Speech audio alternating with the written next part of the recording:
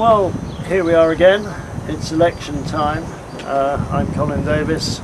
This is Pinketon OBE. We're both members of the Spelthorne Cabinet. We're standing together with Mark Francis, this year's Deputy Mayor, which is why he isn't with us this afternoon. And we're all serving the interests of people in Spelthorne. What do you think of the campaign so far, Jean? I think it's been quite successful so far. I think it's a very exciting time with the general election at the same time. Hopefully people will use their votes and use them wisely. A lot more people voting, of course. Yes, of course. Right, now your particular responsibility is housing. It's housing and independent living, which obviously very much go together. So we're looking at providing many more facilities to enable people who wish to stay in their homes for as long as they need to. And how are you going about that? We're working, again, partnerships is the sort of buzzword, the key word of working with partners to ensure that the residents get the best deal they can to help them be as independent for as long as they can. Fantastic. Of course we have other plans too on the economic development front. Perhaps controversially, we took the decision to replace the Bridge Street car park with what we trust will be an iconic building to which all the residents are being asked to contribute ideas. That will provide much needed housing for the borough and hopefully will create a better environment by the side of the river. We're doing a similar thing with the Thames Street car park just up here. It will make a pleasant gateway to Staines as well. Car parks have no business being close to the river, and we're doing it in a very clever way by putting decking on our other ground level car parks, turning them into multi-stories, so we won't actually lose any parking spaces. That was definitely a concern for some of our residents, that we already are, as they see it, short of car parking spaces, but in fact we will actually end up with more.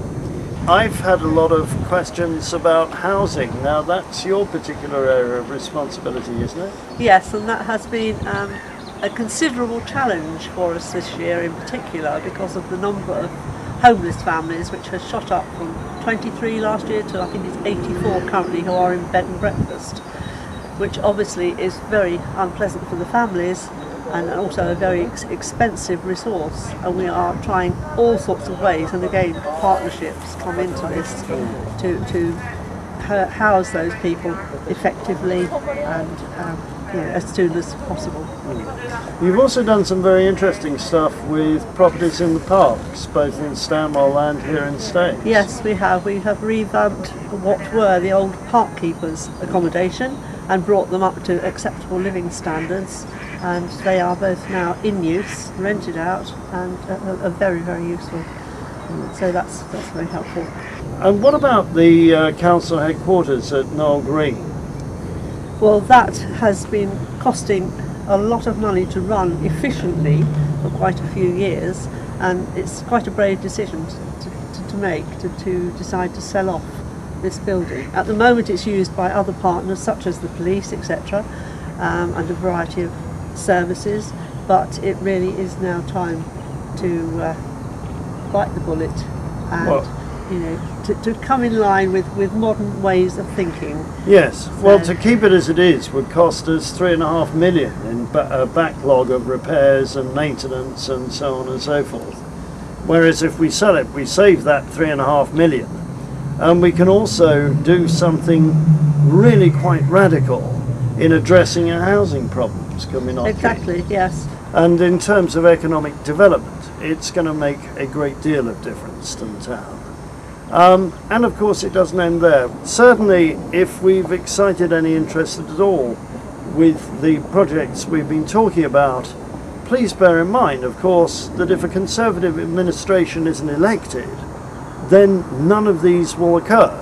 The opposition have made it very clear, all of the opposition parties have made it very clear that they would not do any of the imaginative things we're doing with the council properties. As a result of that, council tax would almost certainly increase, I would have thought.